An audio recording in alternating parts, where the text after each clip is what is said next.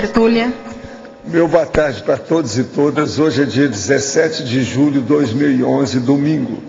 O verbete é o 1993, 4 páginas, 43 logias e 16 máximos. Eu chamo a atenção que na divisão do detalhismo tem 11 máximos. O tema, sustentação do erro. A especialidade é a parapatologia. É lógico que o tema central aqui é nosográfico. Definição. A sustentação do erro é a ação continuada da consciência pré-serenona vulgar, autodeterminada e indiferente à correção do próprio equívoco, contumaz reconhecido. A autopensenização enrijecida em posicionamentos equivocados. A intoxicação reiterada da própria psicosfera. A autossucumbência ao holopensene da irracionalidade predominante no planeta Terra. O fato de a autodeterminologia tanto poder ser positiva quanto negativa. A diferença entre erro consciente e erro inconsciente. A megatolice da sustentação da autoenganologia. Os desleixos pessoais quanto aos erros. A abdicação ao acerto, o ato incauto de nutrir as próprias patologias, o predomínio de tendências subcerebrais, a primazia do orgulho sobre o autodiscernimento, a dissociação autoenganosa dos revertérios existenciais com a autopostura nosográfica, os pseudo-ganhos imediatos considerados mais vantajosos perante as perdas evolutivas subestimadas. As paravivências majoritárias na baratrosfera. Na divisão da argumentologia, tem aí a taxologia com 3 categorias de sustentação de erros merecedoras de reflexão. Na remissiologia, destacamos 5 itens dentro dos 15. Antagonismo, bem-estar, mal-estar, autodesorganização, autopatia, frustração e tríade da erronia. Frase enfática. O fato da sustentação do erro expressa a mega teimosia da consciência, sem autocrítica, autolucidez, autodesassédio, autopriorização, autoorganização, autocosmoética e autorressex. Você ainda sustenta conscientemente alguma categoria de erro? Por qual razão? Questionamento. O senhor diz para não acreditar em crenças, religiões, nem tampouco acreditar em Deus. De que forma explica a existência do universo, mundo, natureza, seres, tudo isso? Surgiu como? Explique, por favor. O caso todo é o seguinte, nós falamos que a gente admite o primo pensene, que é o primeiro pensene que apareceu. Então aí tem a causa do universo, a inteligência suprema do cosmos e outra coisa mais. Mas eu não perco tempo com isso e nem quero discutir. Eu considero isso tudo dentro de um processo que ultrapassa a nossa compreensão. Por quê? Porque das consciências que eu conheço, mais evoluídas que tem, são serenões. Eles já me falaram, já teve gente que já me falou claramente, que eles não perdem tempo com isso, que eles não conseguem entender qual é a causa primária. Então sou eu que vou perder tempo com isso? Esse é que é o motivo. Você pode me chamar, não precisa chamar que eu sou materialista, porque eu não sou. Eu seria agnóstico. Talvez fique bem, até um nome bacana, agnóstico. Né? Aí eu acho que está mais de acordo com aquilo que a gente é aqui, mas não é. Nós somos até muito mais espiritualistas que a maioria do povo que está aí. Só que nós não perdemos tempo com essas besteiras.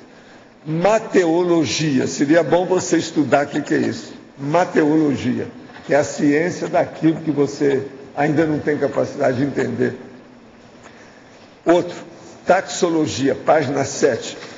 Poderia detalhar mais as 3 categorias de sustentação do erro merecedor de reflexão, principalmente o segundo item, sustentação negligente do erro, a regressão evolutiva. Regressão. Se não regredimos na escala evolutiva das consciências, de que forma ocorre esse parafato? Não, o que eu falo é o seguinte, na sustentação negligente do erro e a regressão evolutiva é o seguinte, que a consciência, ela significa vida. Vida significa vitalidade. Vitalidade significa movimento. Movimento, que é a própria vida, que é a vitalidade, significa dinamismo. Se a pessoa, então, não tem movimento e ela fica na inércia, ela para, ela, então, fica marcando o tempo no mesmo lugar, ela já regrediu. Então, a consciência tem que estar evoluindo sempre. Se ela parou, ela está regredindo. Então, a sustentação negligente do erro é o erro minimizado. Então, ela deixa passar, ela empurra com a barriga, ela deixa ficar como está para ver como fica. Isso aí é regressão. Esse me entende. Agora, a sustentação ignorante do erro, o erro desconhecido, a inexperiência consciencial, esse aí até que tem atenuantes em certos casos. Agora, a sustentação mal intencionada do erro, esse é o pior, esse só tem gravames, só tem agravantes, que é o erro deliberado, a criminalidade multidimensional, a ilicitude intrafísica e a para-ilicitude extrafísica. Eu acho que aí eu expliquei mais, né? Qual o significado da dupla evolutiva e do casamento? É a mesma coisa? Não, não é. É preciso você estudar. Qual o conceito do casamento da cosmoética? O casamento é um negócio igual aos outros. E outra coisa, o casamento precisa de testemunha. Se precisa de testemunha, é uma coisa que ninguém está confiando. Pensa bem. Quando a pessoa tem união estável, mas mesmo assim sente atração e desejo sexual por outra pessoa, não chega a trair. Muitas vezes é acabada deixando o companheiro perceber. Mas não consegue deixar de ter esse sentimento, mesmo sabendo que isso é errado. Isso é sustentação do erro? É lógico. Óbvio. Indide, que mais? Chuva, que mais? Vê se entendem. Agora, gente, eu queria dizer para vocês que nós vamos ter aí o primeiro Congresso Internacional dos Intermissivistas. E você aí, alô, alô, alô, teletertuliano, teletertuliana. Daqui 5 dias nós temos aqui o Congresso de Intermissivistas. Eu quero dizer que eu vou apresentar, na sexta-feira, não é isso? Vou apresentar 3 verbetes novos aqui, na tertúlia. Quem quiser pode vir que não paga nada. Esse processo nosso é de manhã e de tarde. Eu quero dizer para vocês que é das 8 às 10 da manhã e das 13 às 15. Entende? Agora aqui, ó, eu estou falando só 2 temas. Convite ao intermissivista de manhã. E à tarde, padecimento. Mas eu tenho um outro que eu vou apresentar. Nós já vamos dar isso desde manhã para todo mundo, os 3. Para vocês pensarem na hora do almoço, se mexerem. E outra coisa, desancar comigo durante a tarde, se quiser. Eu quero dizer que o congresso em si já tem 112 pessoas já inscritas. E tem justamente o dobro no curso, 224. Eu não sei por que vocês dobraram isso aqui, tem alguma coisa. Está dobrado o curso em si. De modo que, de modo geral, a situação é essa aí. Eu espero que nós vamos trazer algum pequeno esclarecimento, uma adição, um aditamento daquilo que nós estudamos nas coisas dos intermissivistas. O que você quer aí, chefe? Valdo, aqui na página 5, na fatologia, sexta linha para 7ª, tá? O final dela. A dissociação autoenganosa dos revertérios existenciais com a autopostura nosográfica. Você pode aprofundar isso? O caso é o seguinte. A pessoa, por exemplo, ela tem os revertérios, ela faz uma coisa errada e depois ela recebe o retorno negativo, que é o revertério. Agora, o que se passa? Ela faz uma dissociação autoenganosa disso e continua com a autopostura doentia, nosográfica. Então, o problema mais sério da sustentação do erro é a pessoa que não se mexe para fazer nada. Então, por exemplo, isso praticamente classifica de maneira titular, clássica, a pessoa na baratosfera. Uma consciência dessa, ela dessoma, ela está na baratosfera automaticamente. Por quê? Ela já está na baratosfera. Quem vê o erro e não faz nada com o próprio erro, é porque é baratosférico. É um processo infernoso, sombrio, tenebroso. Entendeu? Tem alguma coisa errada nisso, a pessoa sabe. Como é que é? E não age. Então, a sustentação do erro, vamos dizer, esse tema de hoje, talvez seja um dos piores dentro do processo da parapatologia. Pior. Talvez seja isso. Porque, gente, se uma pessoa, ela sustenta os erros dela e ela não quer mexer mais com aquilo, ou não se interessa por renovação, essa pessoa a gente deve evitar. Porque ela é uma assediadora. Ela já é uma alta assediadora, então ela é de todo mundo. Veja bem, não tem saída. Eu escrevi só 4 páginas. Isso aqui dá um tratado. Tratado baratosférico. Agora, eu coloquei a parte essencial. E, por exemplo, só esses 3 tipos aqui que eu coloquei, ó, já faz a pessoa pensar. O ignorante, o negligente e o mal intencionado. Está tudo aqui. Se a pessoa pensar nisso... Professor, sim. Aqui na letra B, essa autossustentação do erro é o que provavelmente os amparadores veem na hora da transmigração, para levar uma pessoa para a transmigração? Só que tem que ir lá, o negócio é secular. Às vezes, milenar. Então, por exemplo, uma coisa é a pessoa ter isso aqui em 100 anos. Outra coisa é ela ter 2 milênios. E não mudar.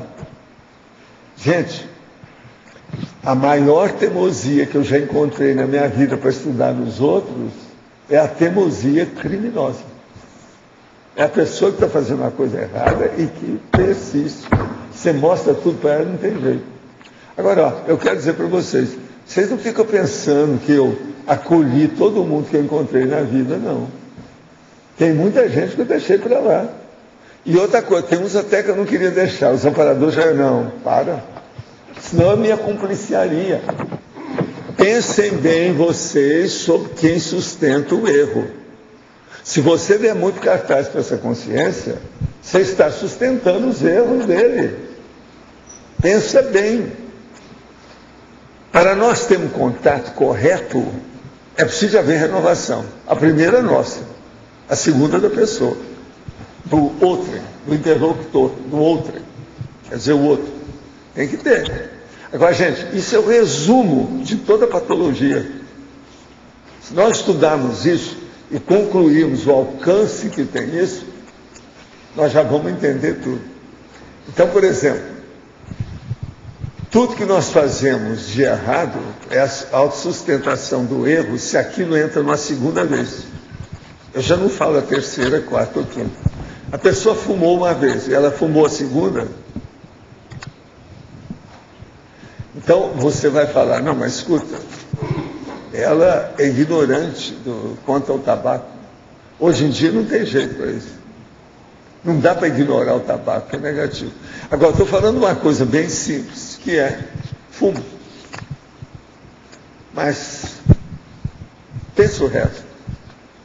É que, então, por exemplo, vocês vão ver a turma lá da São Paulo, lá, como é que fica?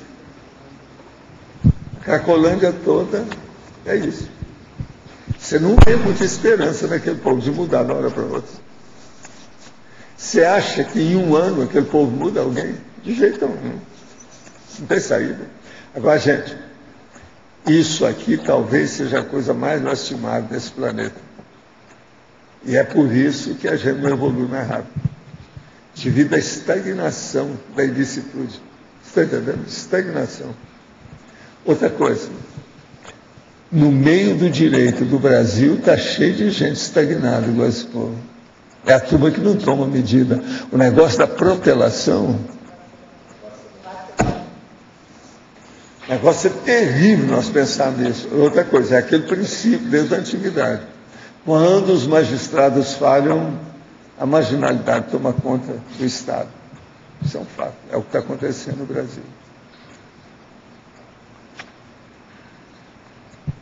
Professor, letra B. Quando tem esses atos de procrastinação, de vacilação, é uma forma de sustentação de erro, né, professor? Total. Então isso tem um agravante do seu ponto de vista holocármico, Agora, né? Pela função que eles estão existem as outras desempenhando. complicações, igual aquele ministro que combate o processo. Só os ricos que nunca vão para a cadeia. Tudo que é pobre vai, pelo menos temporariamente. E combate o processo que está tudo errado lá. Mas, ao mesmo tempo, ele defende o povo do Lula. Como é que fica? Esses são os piores. Que ele sustenta, vamos dizer, com especificidade. Ele está muito mais consciente do que o normal. Uma pessoa, você entender tudo, então ele pode entender de qualquer maneira. Mas a hora que ele seleciona o crime, como é que fica? No direito, então, é que nós vamos encontrar uma outra coisa. No povo que eu vi transmigrar, tinha muito advogado. Antigo. Um monte. O povo pensa que advogado não vai para a cadeia. Lembra do Lalau, o juiz? Pois é. Agora, quantos Lalaus nós não temos no Brasil? Lalau, vocês sabem que é o nome popular para ladrão, né? Letra B, página 5, fatologia. De baixo para cima, terceira linha. Admissão, recomposição do erro menos trabalhoso ao longo prazo. Ser comparado aos gravames decorrentes da sustentação do erro. Eu gostaria que o senhor ampliasse. Comentando um pouquinho sobre a pessoa admitir e recompor aquilo que ela fez é muito mais fácil e dá menos trabalho, sabe, no longo prazo, se ela comparar com os gravames decorrentes da sustentação do erro. A sustentação do erro dá a transmigração. Pensa bem. Isso é terrível.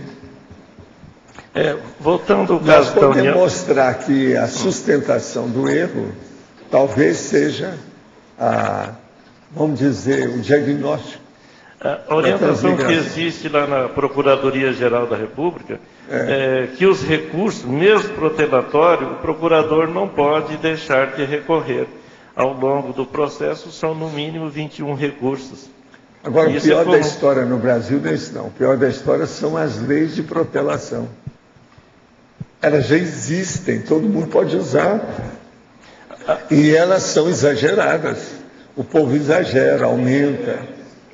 O estudo que se tem sobre as protelações estão há mais de uma década para diminuir os recursos. Eu não sei se nos meus 67 anos eu vou ver isso daí. Eu quero só dizer uma coisa para vocês, que existem dentro do direito 1001 golpes. Eu também já dei uma dica para uma pessoa dar um golpe suave, mas lá dentro do processo do juízo, do julgamento, da barra do tribunal. A pessoa estava com um caso muito difícil e tinha umas coisas erradas. Processo de juízo, os problemas de advogado e outras coisas mais. Então, o que eu falei com ele? Você vai para o tribunal com um monte de gente, cada um mais mal encarado que o outro, bem vestido, para mostrar o seu poderio social, econômico, financeiro, intelectual, uma série de condições. Você enche o tribunal com esse povo. Se puder, deixa a gente até em pé, para a gente ver o que dá. Sabe que deu certo, né? O povo recuou. A hora que viu a força da pessoa. Então, você veja, tudo é um processo de força física. São os bichos, os animais. Nesse caso, por exemplo, deu certo. Ele fez e deu certo. Agora, tem um outro caso. Tinha uns caras, por exemplo, ricos, que não estavam querendo pagar uma pequena dívida para uma pessoa que precisava muito, porque eles estavam enforcando a situação lá do serviço. O que eu falei com ele?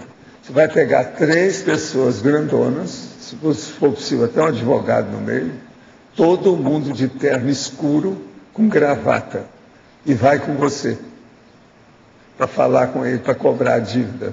Vocês não fazem nada, só fica aqueles caras de cara dura. Mais nada. Deu certo, o cara arrumou na hora o dinheiro. Obrigado. Quer dizer, existem os processos físicos que são golpes sociais, que às vezes a gente aprende, né? Gostaria de saber de que forma fica o cumprimento da tarefa de meu amparador. Penso que independe dele, mas sim de minha proex, mas também haverá momentos em que ele tem o seu mérito no meu completismo. Como funcionam esses dividendos? A predominância é de mim para ele? E como ficaria a ficha do meu amparador com o meu possível incomplexo? Não é a minha, é o meu, é incompletismo existencial, é o meu possível. Gostaria de entender a dinâmica da evolução entre nós dois. Olha, o melhor que você vai fazer, quando você dessomar, você vê o que você der para ele. Que às vezes ele ainda está devendo ainda para você. Depende do que é. Então, é difícil a gente ver daqui para lá, né? É igual aquele negócio, quais os resultados da minha TENEPS? É muito difícil. Quando a gente dessomar, a gente vai ver. Em Sinonimologia, página 5, item 5, sustentação do desvio. Gostaria que aprofundasse. No meu caso, sou psicanalista e buscando autoconhecimento, dentro de minha história, identifiquei o seguinte: meu pai tinha tendências homossexuais. Era excessivamente irritado e violento com a família. Buliu comigo quando criança. Casei com um ex-seminarista com tendência também. Mas vem cá, por que é, né? Você já viu o pai desse jeito e vai arranjar um ex-seminarista? Também você é dose, né? Está querendo, é isso? Separei-me e vivi 2 anos com outro homem, tal e qual meu pai. Isso aí. Meu filho de 26 tem algo nebuloso também. Recentemente recebi um relacionamento diferente de todos e saudável, mas novamente algo nos afasta. No meu modo de entendimento, a sustentação de desvio repetindo, estou certa? Mas eu acho que aí o problema seu, você precisa fazer a técnica da autorreflexão de 5 horas, para escolher as pessoas. Ou senão, é a gente arranjar para você uma lupa dessas com lanterna, para você ver os outros, tipo Diógenes. É o jeito, tem que escolher como é que entra nisso. Sabendo da história, né? Agora, possivelmente é por causa do processo das próprias amizades do pai, da família. A hora que faz esse nível, cria aquela porção de coisa em matéria sexual. Os afins se atraem. Poderíamos considerar a consciência de José Grosso uma consciência amparadora? De que nível de amparabilidade, uma vez que ele tem atuado com frequência no meio espírita? Sim, ele tinha, né? Porque ele está ressomado. Eles que aparecem aí é outro. Vamos devagar. Eu encontrei com ele quando ele ia ressomar. Agora, o caso todo é o seguinte: ele era igual o Zé, sabe? Espírito familiar. Mas ele era bom em matéria de efeito físico, ele é muito bom nisso. Se ele aparecer por aí, deve ser médium, ectoplasta. Existem pessoas que dizem que tem que experimentar tudo, ter muito desejo para coisas erradas. Por quê? Desde sempre tem facilidade de pegar no ar o que é copiar de bom de outra pessoa, os bons exemplos. Sempre tive essa sensibilidade. Parece que tem algo apontando que é para copiar, fica muito evidente. Por que acontece isso? Então, isso aí é experiência sua. Você já deve ter feito poucas e boas, aprendeu, então hoje acerta as coisas através do que vê. A condição especular. Você copia o que é bom. Isso é ótimo, vale a pena. Uma boa parte das pessoas, às vezes, copia o que não presta. Pelas suas percepções, qual o perfil dos intermissivistas que se inscreveram no primeiro congresso que se realizará daqui a 5 dias? O perfil dos intermissivistas é gente que fez o curso intermissivo. Vocês acham que não? Não. Eu estou vendo que tem o Dr. Sérgio que apareceu ali, está de barba, etc. Tal, mas é ele. Olha lá. Você veio para esse curso de hoje ou veio para os intermissivistas? Ah, é? Tá. Você não vai ficar aí para os intermissivistas?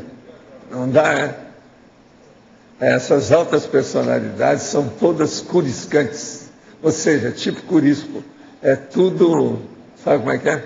Passa assim. Como é que chama aquele negócio que passa? São cometárias, né? Mas, ó, é bom te ver, viu? Agora, gente, voltando à sustentação do erro... Eu queria que você fizesse uma correlação, ver se essa ideia procede.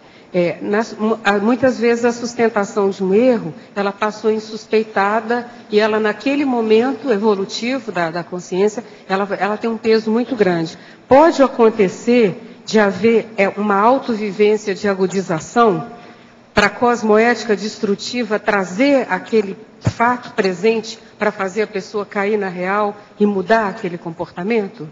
Não, ela mesma provoca isso, né? Entendi. Chega num certo ponto que às vezes ela evoca a condição, que os afins se atraem. Acaba chamando atenção para isso. Isso é um tipo de Por exemplo, a cosmoética destrutiva, onde tem essas personalidades, ela está vigorando ali tudo quanto é jeito. Entendi. Quer dizer que pode unir esses elementos para poder favorecer uma coisa bem positiva. Agora, a maioria, o problema difícil nisso, a maioria faz a retirada da laguna, eles caem fora. Saltam de banda, eles não permanecem. Mas o problema todo é esse. É que às vezes não tem jeito, fica encantuado e tem que fazer. Uma boa parte dessas pessoas, não é que elas têm preguiça de enfrentar. Elas têm uma visão como se tivesse que sustentar uma montanha de problemas para resolver. Que ela acha que já acumulou muita coisa. Quanto mais dias passa, pior fica. Uma das coisas que eu falo quando a pessoa é assim, eu falo assim, já pensou? Hoje tem 24 horas, amanhã também tem. Hoje você vai errar de novo, amanhã de novo, depois de novo, depois de novo, depois de novo, depois de novo. Para onde você vai? Como é que fica?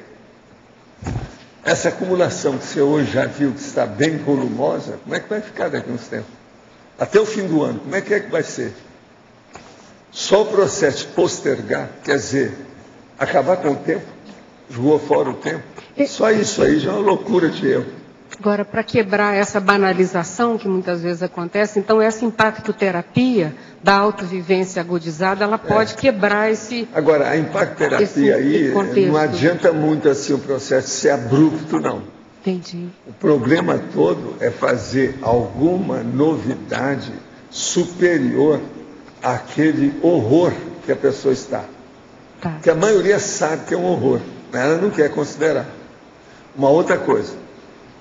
Eles se procuram apoio, interapoio, um do outro. Está entendendo? Então, aonde tem um, tem vários. Você raramente vai encontrar uma pessoa que sustenta o erro o tempo todo sozinha. Ela sempre tem alguém que é um arrimo igual a ela. Para os 2, ou 3, ou 10 se apresentarem e se defenderem na hora que precisa. Oswaldo, quando tem assistência nesse contexto, que é um processo parapedagógico, é para ajudar, os próprios amparadores às vezes se afastam para deixar a pessoa em reflexão, né? Tem um assediador que uma vez ele me falou, eu acho que onde tem mais fraternidade é na baratosfera que eu estava. Porque todo mundo se apoia. Pessoas muito amigas, muito amigas. Todos muito amigos. Agora vai assim, sim, mas só que tem que ir na fraternidade. Começa pelo seguinte, na hora que acontece isso é porque tem a má intenção de se proteger, uma cumplicidade. É uma quadrilha. Cumplicidade não é fraternidade. Foi o que eu expliquei. Agora, a intenção, veja só o que é que ele não pensou para poder se defender. Isso é que é apelação. Ganha de muita gente que eu conheço por aí. Isso na TACOM é muito comum, né? É. Um apoia na fragilidade do outro, para formar aquele grupo. Não, gente, olha só o processo da superstição. A mulher gestante bomba. Pensa só nisso. E se esclarece tudo. Isso aí é um maste em matéria de loucura. Se uma pessoa me perguntasse assim, qual é a maior loucura que tem na Terra? Eu falo assim, ó, existem muitas. Dentre elas, por exemplo, é o genocídio. Agora, existe um genocídio que é o da gestante bomba. Pensa nisso. Solidariedade maligna. Eu sei. Mas agora, isso aí é terrível, né? Você pensar numa coisa dela. A Terra, isso é uma nódoa. imensa, continental, esse fanatismo religioso. E outra coisa, a pessoa vai para o paraíso porque lá tudo é a favor dela, então ela vai se sentir bem. Agora, como é que uma pessoa mata uma porção de gente e ela fica feliz para ir para o paraíso? Onde está? Olha a incongruência de uma coisa dessa. É um absurdo isso tudo. Agora, por isso que eu falo, esse negócio de livro sagrado é uma das coisas mais perigosas que tem na Terra. Quer dizer, o livro é uma grande coisa, mas o livro sagrado é uma das maiores pestes do planeta Terra. É o livro sagrado. Bíblia, Alcorão, Talmud, são das piores coisas que tem na Terra. Em matéria de objeto, viu, João? Você que marca aí os objetos, esses são os piores que tem. Claudio, no nosso caso hoje, existe assim, no caso nosso da CCCI, desse grupo de evolutivo, tem uma sustentação de erro assim básica que ela deveria ter mais atenção? A emoção artística. A emoção artística. Emoção artística. Isso aí atrasa muita gente. Você pode dar um exemplo? Você olha, uma das coisas que o povo mais reclama aqui é quando eu falo de arte, não é? Você já viu? Mas como é que se manifesta isso no grupo? Às vezes quem reclama é intermissivista. Já tem isso. Tem lugares que você meteu o pau em religião não tem efeito nenhum. Meteu o pau em arte, pronto. Vem todo mundo contra. Já tive experiência... Tem arte, eles acham que pode defender. Entendeu? É um processo filosófico, muito sério. Mas no nosso caso, como se manifesta isso? Você pode dar um exemplo? Se manifesta pelo arraigamento, o enraizamento, sabe? A persistência, isso que eu chamo aqui a tenacidade, dentro de uma tendência, a pessoa não deixa. Gente, pensa bem, a arte é um processo livre, né? Você faz o que você bem entende, cria o que quiser. Eu trouxe uma folha e vida, é uma arte. Faço isso, é uma arte. Tudo é uma expressão artística. Tudo é besteira. Então você veja bem, é um processo de imaginação sem muito esforço. Então a pessoa defende isso com unhas e dentes. Que não dá. Não, livre, solto e leve. Você está entendendo? Isso está junto com o mito da criatividade também, né? Porque o mito da criatividade, de que quanto mais você ficar solto, melhor. Acharam que a palavra criatividade é muito importante. Então eles ficam prostituindo a criatividade com o processo de arte. Isso é besteira. E outra coisa, o nome é cultura. Eles acham também que tudo isso é cultura. Agora eles não põem que é cultura. A verdade é cultura, um negócio curto. Mas você pode dar um exemplo assim de um prejuízo prático em que essa conduta ela pega e impede? É a pessoa que perde a vida, mais uma que ela aplicou e que ficou não saiu do lugar. Ficou rodando no mesmo lugar, repetiu tudo que já tinha feito. Quando a pessoa começou a fazer alguma coisa a favor dos outros, ela saiu para Tacon. Isso ela já fazia antes. Gente, vamos pensar só uma coisa. Todo mundo aqui já foi mulher em vidas passadas, mesmo aqueles que são homens hoje. Ok? Vocês admitem isso? Olha os milênios que admitem. Olha lá, cadê o Adélio? Se foi mulher, todo mundo aqui já pariu, já deu à luz, já criou filhos. Então todo mundo já passou pela Tacon, querendo ou não. É um processo animal. Agora, nós não podemos falar que todo mundo já fez a TARES. Tacon nós podemos falar, TARES não. Vocês entenderam a diferença? Olha só o nível de diferença que tem. Tacon, todo mundo já fez. TARES não. Valdo, você falou hoje muito da transmigração. Todo esse pessoal aí genocida, grandes criminosos, eles são sempre milenares, né, nesse processo? Não, depende, precisa ver. Mas a maioria passou na vida zoológica, animal, subhumana, e ficou com retardamento daquilo, não saiu. Por isso que é genocida. É um código de bicho. Os verdadeiros primatas são os genocidas. Mas ele tem uma raiz talvez milenar. Mas um genocida normalmente vai para a transmigração. Né? O genocida é aquele gorila que alcançou umas tinturas de conhecimento humano, cognição humana. É um gorila. Agora você também falou o Lobo livro... não, é gorila, porque tem mais cabeça. O lobo não tem tanta cabeça. O lobo é só o olho, aquele olho assim, para procurar as coisas. Agora o gorila não, ele pensa, raciocina. Você falou do livro sagrado. Muita gente metida com o livro sagrado. Também se viu muita gente na transmigração desse povo também. Tem muita gente, né? Religião leva muita gente para o buraco. Não é fácil. Né? Professor, aqui no ar. Aqui na tecnologia, o senhor fala aqui técnicas para delimitação da margem do erro aceitável, né? O que seria essa delimitação da margem do erro aceitável com relação à assistência? Principalmente em relação ao grupo da gente, né? O grupo familiar, vamos dizer. Quando você está sendo sustentador do erro das pessoas, e que limite você pode colocar ou impor para não sustentar o erro? Olha, aí é até ver, quando né, no caso, o assistencial? que é que incide, como é que é. Por exemplo, o erro aceitável. É o que eu falo lá, que eu estou escrevendo lá o negócio. Por exemplo, a mãe da moça fuma. Então, a filha deixa a mãe fumar, porque já falou tudo, ela quer continuar a fumar, não quer se internar para melhorar, não quer fazer nenhuma técnica para acabar com o fumo. Então, ela fuma. Mas na hora que a mãe vai fumar, a filha cai fora. Esse é um erro aceitável para a filha. Da mãe para a filha perante a mãe. Estou dando um exemplo do que é. Então, veja, as técnicas para a delimitação da margem do erro aceitável.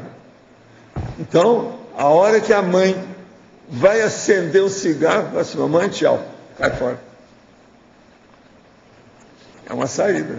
A delimitação prática, objetiva, bem claro. Agora, essa mãe é a maior boboca da paróquia, né? Isso aqui é o pior. É um dos piores exemplos que tem, exemplo maternal. Só aí eu já falei 2 exemplos péssimos da maternidade. Primeira, a gestante bomba. Agora, a mulher que fuma perante os filhos.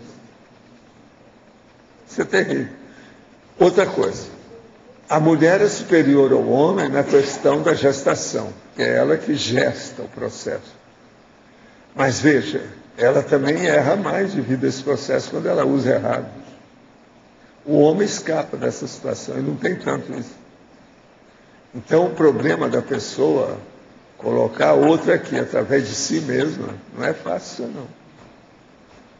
É muito difícil. Por isso que eu falo que o ginossomo é muito superior ao andossomo. O senhor fala também da técnica de confrontar os conceitos opostos. Racionalmente, você tentar fazer uma pessoa que não tem o conhecimento, o senhor falou do fumo, mas vamos dizer outra coisa, envolvendo... Não, a primeira coisa você vai olhar, ela é racional? Ela é lógica? Se não for, não perca tempo com a pessoa, deixa para lá. Se ela é racional, aí vale a pena confrontar os fatos, falar umas verdades para ela. Então, esse seria o limite de perder tempo ou não, né? Eu não perco tempo, e isso é desde rapaz. Eu não perco tempo com uma pessoa que eu vejo que está entregas baratas lá, que não quer saber de nada, não. Vamos cuidar de outros. Só a Terra, atualmente, está caminhando para 7 bilhões de pessoas. Já não precisa estar perdendo tempo com quem não quer nada. O difícil é fazer isso com o grupo karma familiar, porque para a tendência da gente existe é a baratrosfera e existe a transmigração. E existem serenões que estão cuidando disso. Então, abençoa e manda, né? O problema nosso é ajudar pelo menos aqueles que já nos entendem, que estejam no mesmo nível, os afins se atraem. Está entendendo? Já é alguma coisa. Outra coisa, nós não podemos ter a pretensão de assumir a assistência cósmica. A gente não tem gabarito para isso. Não dá. Nem o Adélio não está aí, né? Nem o Adélio não consegue isso. Tá certo? O que você queria, João? O senhor tem até um verbete mini falha, você já fala disso, mas a minha pergunta é nessa linha. Como é que a gente pode começar a depurar mais os nossos pequenos erros, que a gente já tem condição de eliminar, mas ainda não enxerga? Os pequenos erros você chega através dos grandes, para você fazer equiparação. Entende? Então você olha, quais são os meus maiores trafares? Através daqueles, então, você faz a comparação com o resto. Até você chegar nos detalhezinhos. O detalhezinho, aquele que eu falo, o cara que joga toalha em qualquer lugar, no banheiro, em qualquer lugar, ele não liga para o negócio. Ele ainda não tem a técnica de desarrumar arrumando, que é das coisas mais comuns. Se nós formos olhar aqui na vida de vocês, pelo menos um terço aí deve entrar nessa ainda. O que vocês acham? Estou excessivo? Estou exagerado? Então, você tem que começar isso. Você vê o grandão para depois você ficar no pequenininho. Pouco a pouco. É o jeito de comparar a situação. Primeira coisa, a pessoa tem que ver que ela não é perfeita. Então, a hora que ela vê o mega trafar e ela reconhece, acabou. Isso já é uma boa coisa.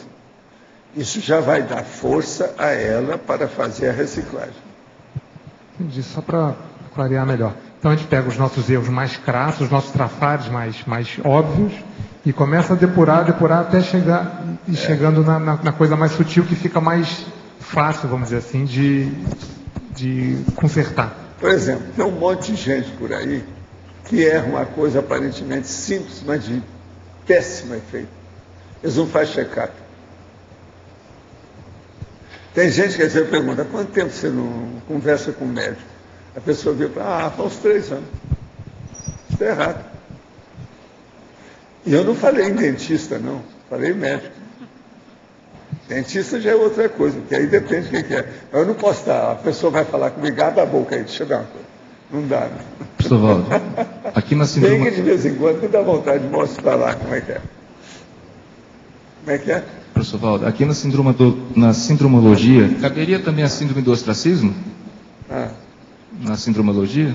O que tem? Pode colocar. Colocou aqui, ó, síndrome do abraço trosférico. Valdo, nem sempre o erro que atualmente está causando mais prejuízo na performance da pessoa é derivada do megatrafar, né? Pode ser um erro de outra natureza. Pode ser outra coisa. Pode ser outra coisa de origem diferente. Uma das coisas mais multifárias, diversificadas e variadas da vida são os erros humanos. Então não pode essa coisa associar, essa formatação megatrafar, o erro morto. O seguinte, a pessoa vê o grandão para ela fazer a comparação.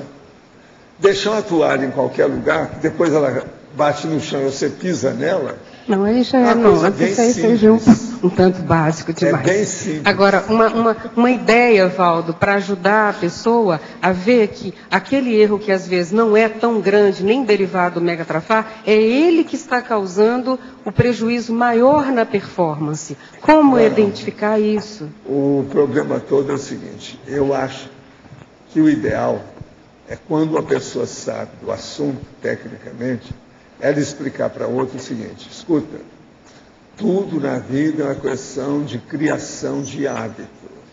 Se a gente faz, tudo fica mais fácil, menos trabalhoso, mais rápido de ser feito, a eficiência e a eficácia aumentam, você se torna mais dinâmico.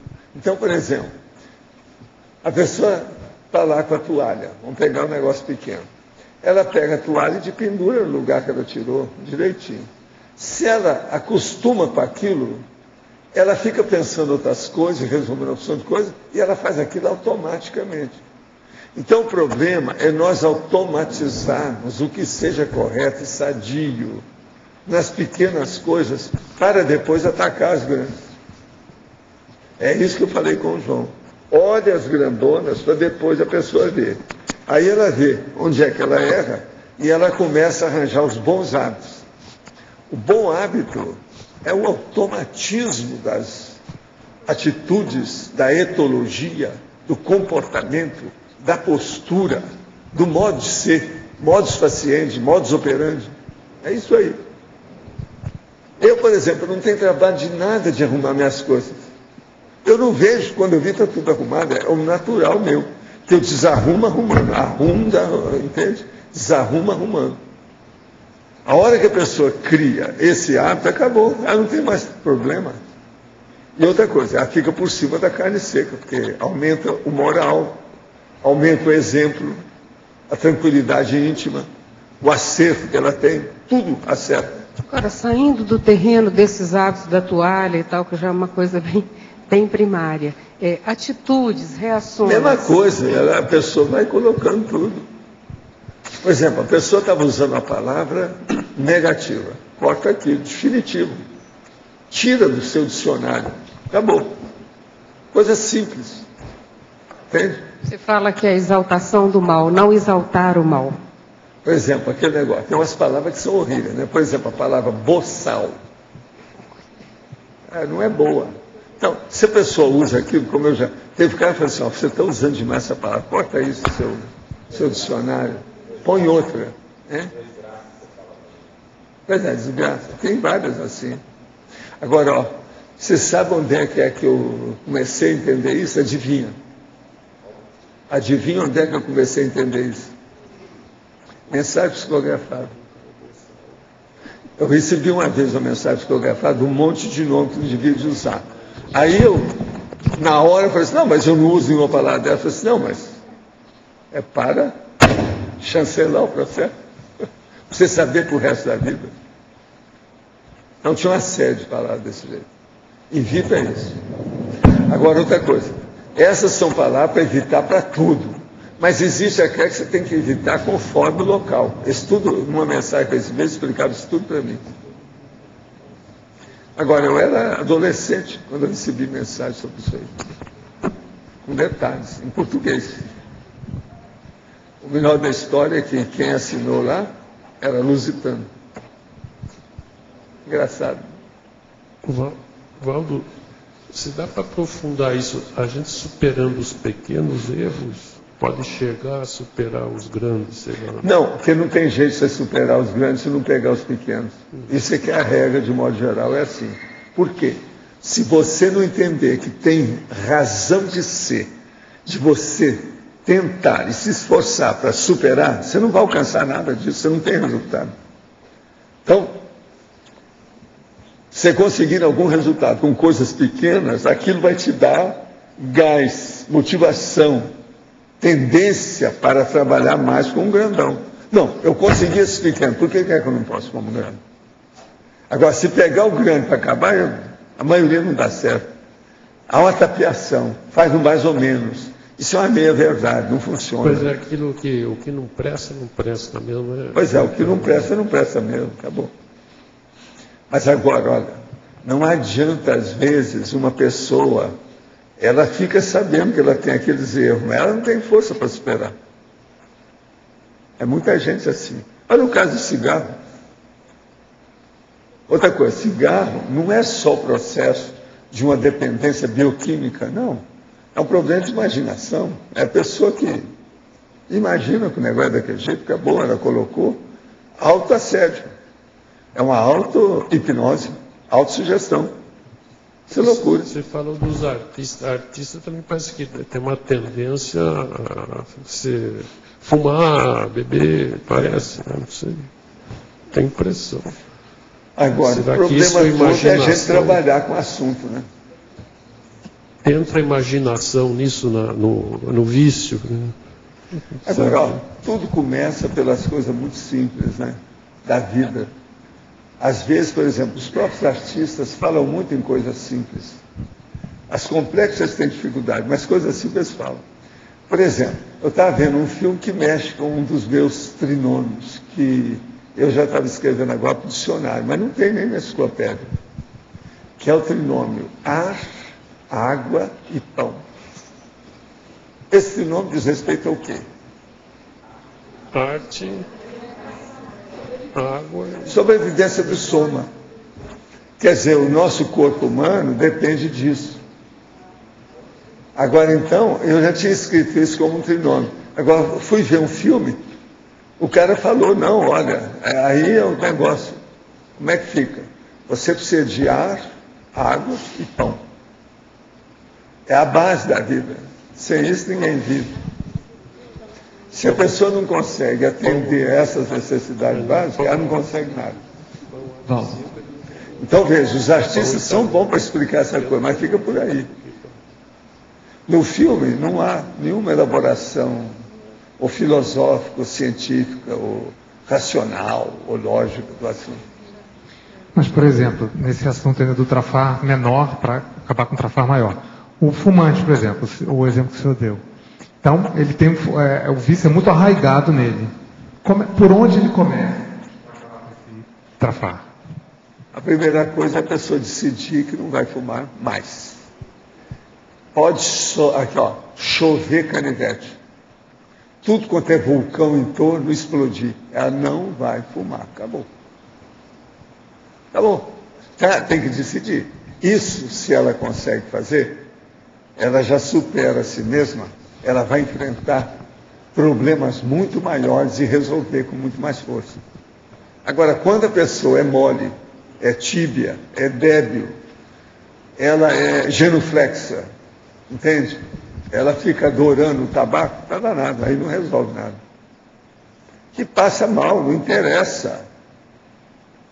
A pessoa, se ela deixar, mesmo com a síndrome de abstinência, ela ficar quieta, ela não vai morrer por causa disso. Está provado. Então o problema é esse, não vou, acabou. Não vai fumar. Aí é o tal negócio, não adianta nem passar uma fita na boca para tampar, para a pessoa não fumar, ela vai fumar pelo nariz. Valdo, você se lembra daquele escrivão lá na Argentina que, para parar de fumar, ele tinha um cigarrinho de madeira com a brasa pintadinha, ficava em cima da mesa, e ele pegava e punha aqui, ele ficava fazendo esse é um boboca, esse é boboca total. A gente trabalhou com ele um bom tempo. Não, existe um cara também que trocou o cigarro por bala. Estilo Pinóquio. Então ele anda com a bala, né?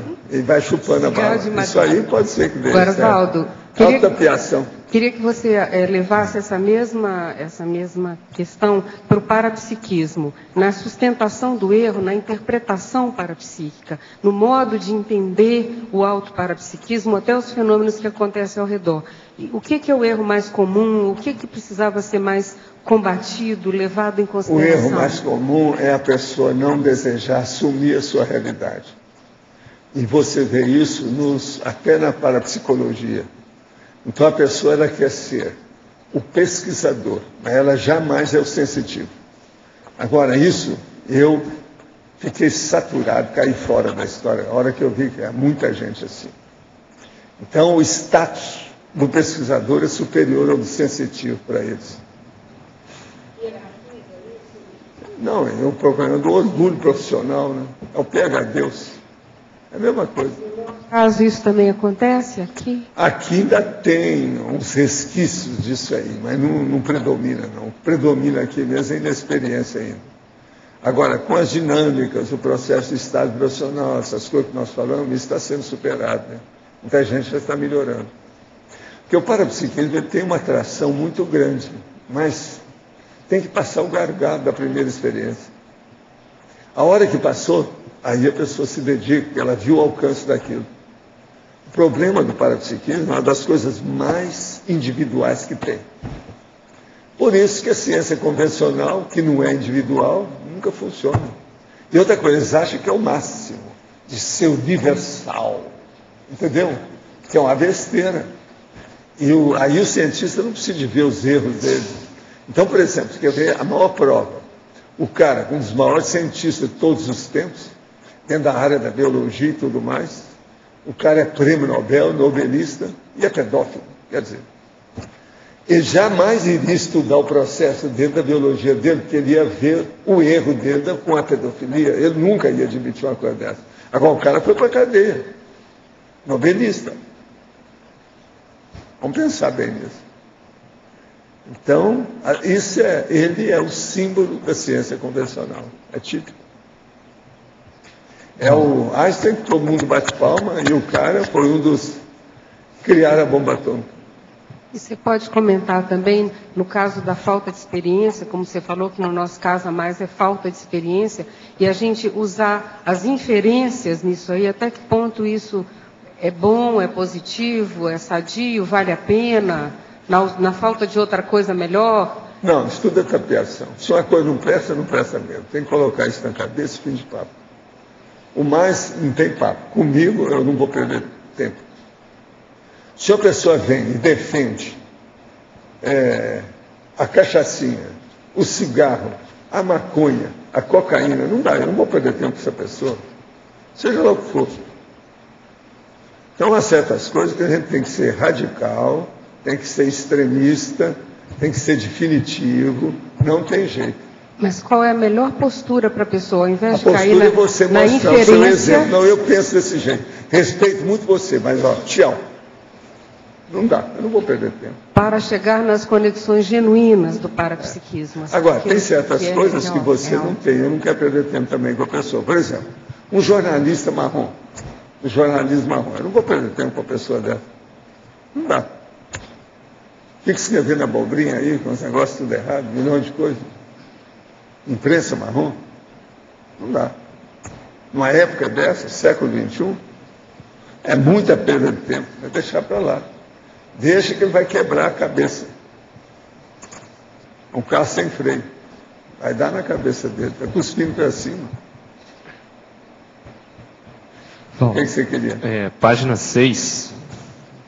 Na tecnologia, você pode falar sobre, na segunda linha, a técnica da paraconfrontação desassediadora? A paraconfrontação. Você sabe, a confrontação é uma das coisas mais sérias que a gente tem que ter na vida. Para qualquer novidade de mudança para melhor, você tem que fazer um confronto com alguma coisa. Seja pessoa, ideia, ambiente, objeto, condição social, alguma coisa nesse sentido. Então, sempre tem uma confrontação. Agora, a paraconfrontação desassediadora é a mais séria que tem. Para nós todos, para começar a situação. Por quê? Você vai enfrentar o assediador. Muita gente, só de falar de assédio, a pessoa já cai fora. Então, é muito importante isso aí. Uma pessoa, por exemplo, dessas, que são entregas baratas aí, que são genuflexa perante o próprio egão. O Deus egão é o maior para ela. Então ela é genuflexa, ela ajoelha para julgar as homenagens, você está entendendo? Para o egão. Essa aí não enfrenta nunca o assediador, porque o principal assediador dela é ela mesma. Se ela não enfrentou. Agora, Valdo, como é que você descreveria essa técnica? Tem alguma especificidade? Não, a técnica extrafisicamente é a pessoa exteriorizar a energia e ter confiança naquilo que ela faz. Autoconfiança, autossuficiência na hora, seja intrafísica ou extrafisicamente. Intrafísica, na hora, por exemplo, de um processo de poltergeist ou um transe de sensitivo, violento, de possessão total. Ou se não, extrafisicamente, quando vê que a pessoa está na frente, vamos enfrentar. A confrontação é a necessidade. Agora, isso começa pelas energias, pela vontade tenaz, baba, é o jeito. É outro jeito. Agora, por exemplo, quando é uma pessoa que você tem que ver que está envolvida com outra, então, por exemplo, uma possessão, se aí o negócio é chamar, seguir para ver a pessoa, enfrentar a pessoa cara a cara e chamar a pessoa para ela tomar conta do corpo. Se chamar pelo nome, mais íntimo, aquilo repercute, cria problema no arcabouço da possessão e acaba, a consciência cai fora. Valdo. De modo geral, esse é o caminho. Aqui na B. Com relação a um erro assim que ele é de escala mais média, não tão pequeno. É interessante. Erro o quê? Um erro mais, vamos dizer assim, ele é de uma intensidade média. Ele não é um erro pequeno, nem um erro grande. Ameno. Ameno, vamos dizer assim. Que o mais interessante é você pegar ele tipo de empreitada, ou, vamos dizer assim, um problema, alguma questão que você tem que resolver. E ir até o final, ou sempre você separar bom você ir até o final e resolver, e acabou. Enterrou o processo. Sepultou o assunto. Aí vai dar força para você para pegar uma coisa maior. Melhor do que ir, vale a assim, pena do ponto de vista didático. Que aumenta a sua motivação, sua autossuficiência. Você tem mais autoconfiança no seu pulso. Quando a pessoa tem uma conquista pequena, ela se prepara para a conquista maior. Isso é regra. Pode falar. Na página 6, ali na tecnologia mesmo, na mesma linha da pergunta do Loche, a técnica é a seguinte: a técnica de viver bioenergeticamente alerta, sem ansiosismo. Podia falar um pouco mais? O problema todo é o seguinte, é o que a gente tem falado aqui para muitos de vocês chegar, que vocês já estão numa hora dessa. Viver bioenergeticamente alerta, sem ansiosismo. Então, acabar com o ansiosismo.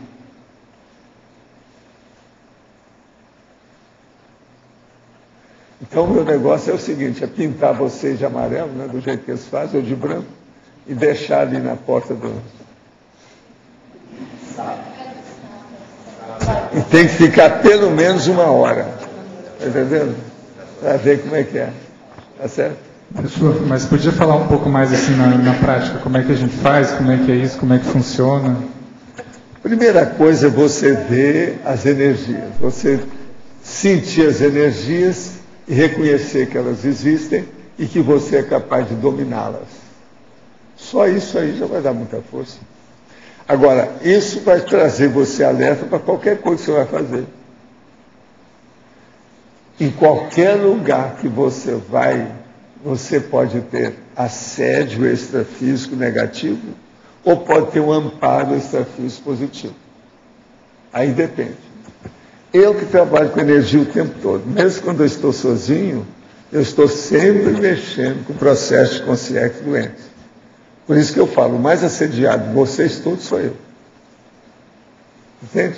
Agora, se eu, que mexo com isso, desde menino, estou acostumado com isso, sou veterano, profissional, etc., traquejado, eu vivo assim, pensa bem, como são os coitados dos evoluciólogos e serenões que aparecem aqui. Eles devem estar pensando nisso o tempo todo. Igual eu. Não tem jeito. Tem que estar assistindo os outros. Agora, o melhor da história é que já chegou um ponto que eu, por exemplo, não sou refratário a esse processo. Isso aí não me atinge. Agora, eles muito mais ainda não atinge. Então, é uma beleza. A gente já começa a se libertar da história. Quero saber. Eu começo a mexer com as energias, pronto. Na mesma hora eu calo toda a sinalética que pode ter. Não tem mais nada, limpa tudo na hora. E é questão de segundos. Eu nunca demoro nem 1 minuto para essas coisas. Quando demora é porque tem mais gente, é preciso de acolher, a gente vai fazer assistência, é outra coisa. Mas quando é de expulsar, de ficar livre, o negócio meu tudo é rápido. Não tem problema nenhum. Professor, página 6, efeitologia. Os efeitos regressivos do orgulho impedindo a assunção das próprias falhas perante as evidências incontestáveis. O problema todo é o seguinte, o orgulho, ele impede vamos dizer, o afloramento das falhas perante as evidências. A pessoa sempre vê o outro lado, ela não quer saber daquilo, ela não raciocina. Então, o orgulho é a pior coisa para evitar, entende? Que a pessoa tenha lógica e racionalidade. Ela mascara. Isso é a priorismose. Ela já tem uma ideia a priori contra aquilo, entende? É uma preconcepção natural contra o processo. E isso, então, impede a assunção. A assunção é o afloramento, é o repuxo, aquilo vir à tona, participar da situação. Então, as próprias falhas, a pessoa não quer saber. Professor, eu gostaria de colocar aqui para as pessoas que isso aí também está caindo muito para mim, né? Em relação àquele dia que eu já até me desculpei com o senhor, na minha priorismose, em relação à contestação. Não, eu acho muito bacana. Foi um erro grande. Não. E me levou a ler, né, professor? Eu gostaria até que todos pudessem até rever, acho que a maioria aqui já viu no Homo Sapiens Reurbanizado, na página 103 até 189, tem na página 103, tem os 10 itens anticursos intermissivos.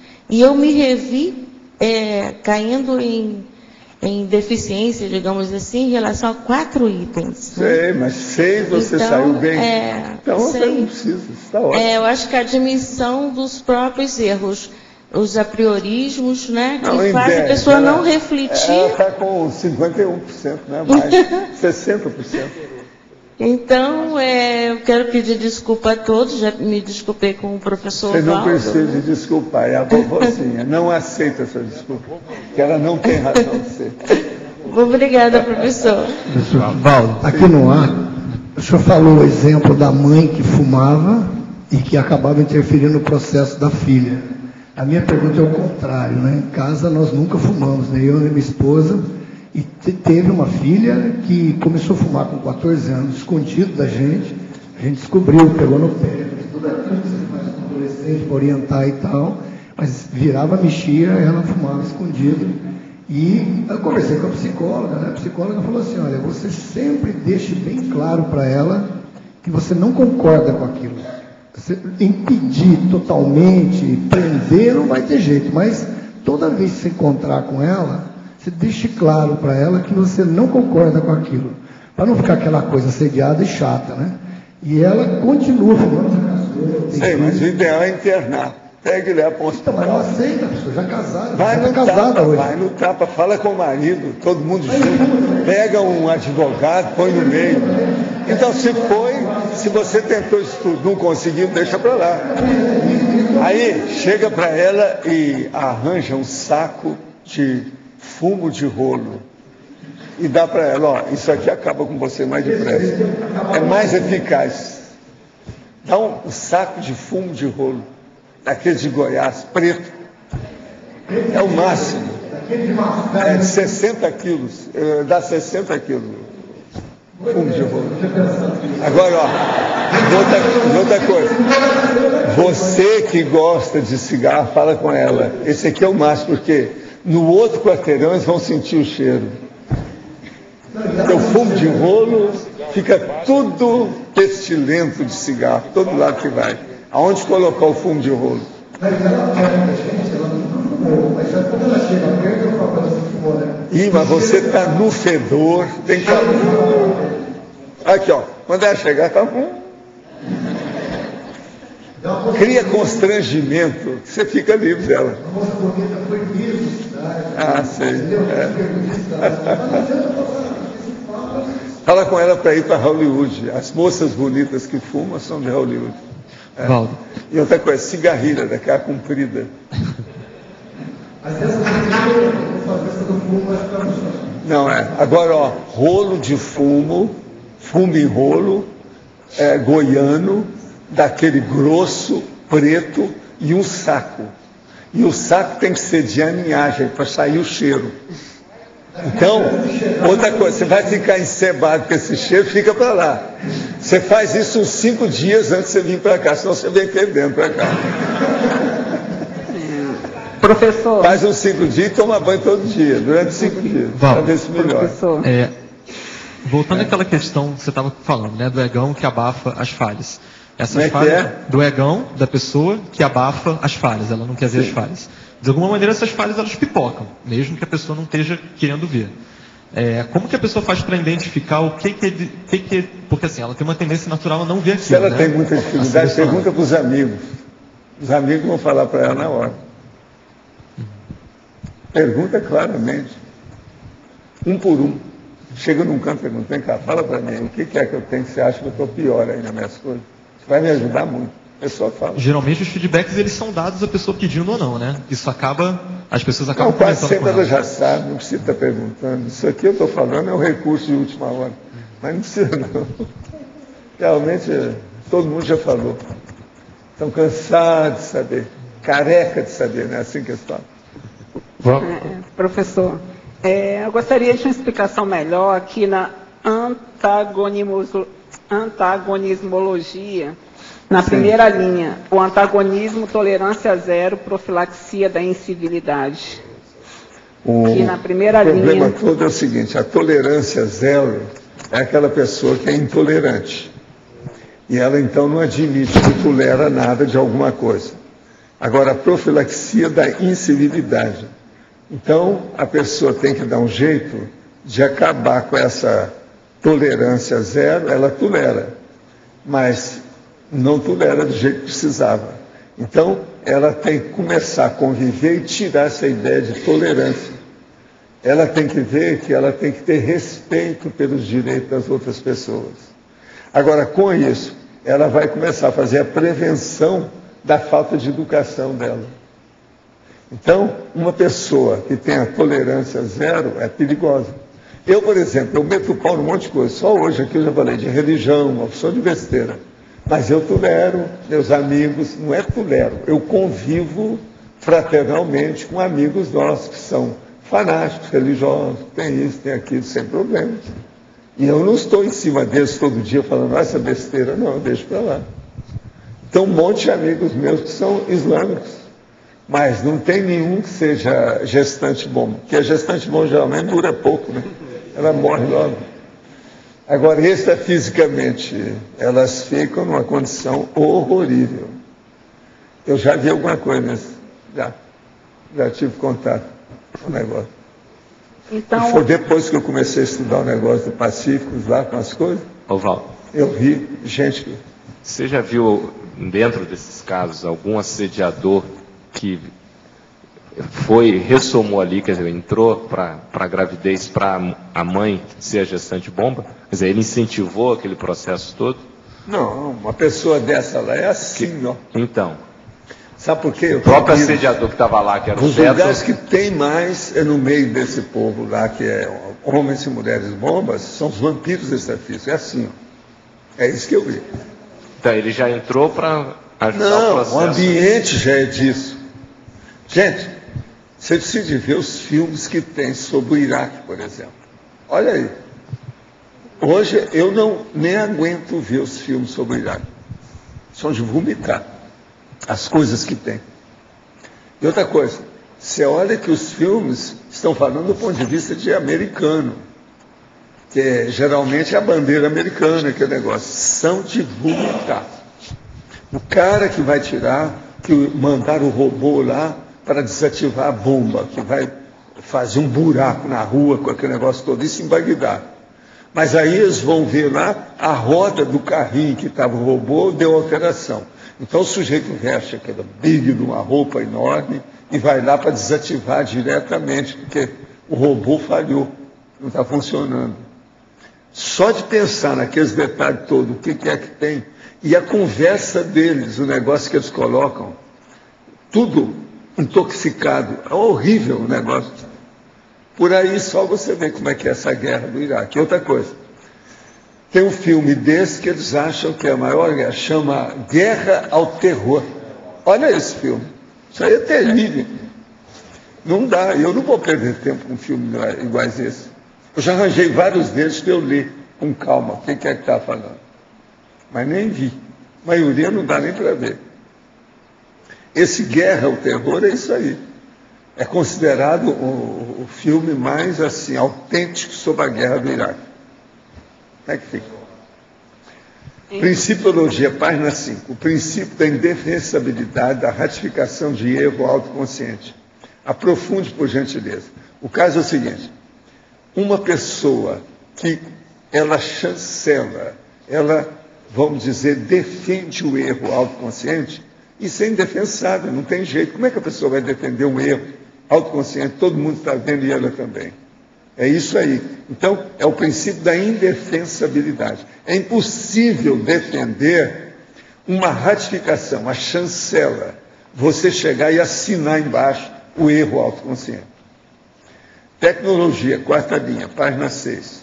As técnicas para a delimitação da margem de erro aceitável. Isso nós já falamos aqui antes. E a técnica da cosmoética destrutiva. Quais são? De que modo aplicá-las? A cosmoética destrutiva é quando precisa de refazer aquilo que tem e para colocar alguma coisa nova no lugar. Então destrói o que não presta para colocar alguma coisa que presta e substituir aquilo. Na ciclologia, o ciclo vicioso, a trava patológica do ciclo erro, retificação, acerto. Como minimizar esses ciclos? É começar a funcionar o mais depressa possível e ver para onde vai. De que modo você pode melhorar isso o mais depressa possível? Primeiro, você saber o alcance do erro, a profundidade dele, desde quando que ele vem, qual a força que ele tem sobre você. Segundo, o que você tem que fazer para atacar, para se defender, retificar, anular esse erro. E depois, você chegar no acerto. A hora que chegar no acerto, Quais são as consequências daquilo? Que proveito que você tira disso? Tudo isso é importante dentro do ciclo. Até que ponto a sustentação do erro da Consim é provocada por assediadores extrafísicos? Às vezes o discernimento somente não alavanca as mudanças de comportamento, é o que temos observado. Caso positivo, quais as dicas para nos ajudar e para que possamos ajudar os outros? Esse caso positivo que ele está falando quer ser o caso negativo. Ele está falando o caso positivo e o caso negativo. O que eu quero dizer é o seguinte, não venha com essa, não, que isso aí nós não devemos fazer negocinho. A maioria das pessoas que sustentam o erro é porque ela está muito consciente e o autoassédio dela é superior ao heteroassédio. Isso aí não dá. O percentual disso é mínimo. Tudo é a própria pessoa mesmo que está muito consciente da história e que insiste com a besteira. Tem gente que não quer nem falar no assunto. Quantas vezes já encontrei isso? Minha amante é fumante e fuma desde os 17 anos. Uma vez parou, mas não aguentou e voltou. Não moro mais com ela. De vez em quando, eu a visito e ela vem me visitar. Porém, quando ela acende o cigarro, sai de perto. Já pedi diversas vezes para ela abandonar esse vício, desde quando morava com ela. Mas vejo que é inútil. Seria um caso de deixar esse assunto de lado, não insistindo mais, não. Interna ela. Se ela é sua mãe, conversa com ela com amor e carinho de filho e fala com ela que você vai internar, você vai pagar o hospital, acertar tudo. Deixa ela lá 3 meses, que eu garanto que ela deixa de fumar. Professor. Não, ela é de idade, mãe, precisa de uns 3 meses, 1 mês só, acho pouco. Ela já deixou uma vez, voltou atrás, quer dizer, gente que não tem muita força de vontade. Como é que faz? Professor, aqui na letra B. Aqui Pode falar. Eu gostaria de saber as características da amparadora veronesa, como que ela é fisicamente e quais são os trafores que ela apresenta. Você vai dar, a Cris não está aí. Você vai dar no holociclo e pede para a Cris para te mostrar a Filipina. Filipina. Tem a imagem dela. Quais são os principais trafores que ela apresenta? Ela é mais bonita do que está lá, tá? A santa é mais feia do que ela. Ela é mais bonita. Quais são os principais trafores que ela apresenta e o que ela ajuda especificamente a gente? Que ela apareceu já algumas vezes aqui. Não, né? ela tem um negócio de educação na área dela, mas o processo dela maior é que ela defende muito ainda os processos romanos e da Itália. Ela tem uma dívida lá com o processo da Itália. Então isso aí, tudo que é da Itália, ela tem facilidade de arrumar. Qualquer coisa sobre Itália, italiano, qualquer coisa assim, ela resolve na hora. É mais fácil. Abre o caminho. Ela é incrível nisso. Eu já tive experiência de todo tipo. Aqui, com o grupo da Conscienciologia, ela já apareceu algumas vezes, né? Não, qual é o ela de trabalho vez em que ela quando está aí. ajuda? É que a gente não fala. Ela é discreta nas coisas. Porque ela já faz muito espetáculo, muito show, né? Grandão. Por causa do negócio de mexer com o processo extrafísico. Então ela não gosta de aparecer. Eu fico calado. Entende? Agora, mexendo com o processo de italiano, Itália, etc., tal, romano, realmente ela está aí. Que a gente estava conversando hoje de manhã no PAI sobre alguns santos, né? Que a gente estava estudando as obras, daí comentaram dela, que é a Santa Lúcia Filippini, né? Aí comentaram que ela tem ectoplasmia. Mas e ela limpa lá, ambientes. Pega lá que tem dicionário, tem os santos, tem esse negócio todo, tem a ilustração com ela. Mostra como é que ela é. Tá bom? Professor, aqui no ar. A questão é a seguinte, a dificuldade em pedir ajuda quando se tem um problema, etc., isso tem relação com a sustentação do erro? A sustentação do erro é um problema que é muita gente que tem, né? Você tem que ver a conotação de uma coisa com outra. Tem que primeiro identificar se tem a sustentação do erro. Uma pessoa sem vergonha, não tem vergonha na cara, aquele negócio que eu falo aqui, ó, isso aí é o óbvio. Geralmente está cheio de erro. É que tem muita gente que às vezes tem muitos problemas, a pessoa não pede ajuda, assim, ela... Pois é, não, mas essa de ajuda você deixa para lá, né? Você ajuda quem quer. Tem pessoa que tem raiva se você falar em ajudá-la. Cuidado com isso. Tem muito disso. Está pensando o quê? Eu não preciso de ajuda. Isso é o orgulho. É um egoísmo exacerbado. Você sabe que, na verdade, uma pessoa que recebe ajuda, ela está ajudando quem está ajudando a ela, devido ao processo da interassistencialidade. Quem ajuda é o primeiro a ser ajudado. A vida é assim. Valdo, tinha falado da Veronesa, né?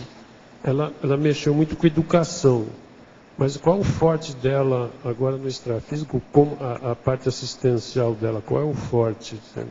O forte dela é mexer com o problema de ambiente das comunidades e mexer no processo de assistência para isso.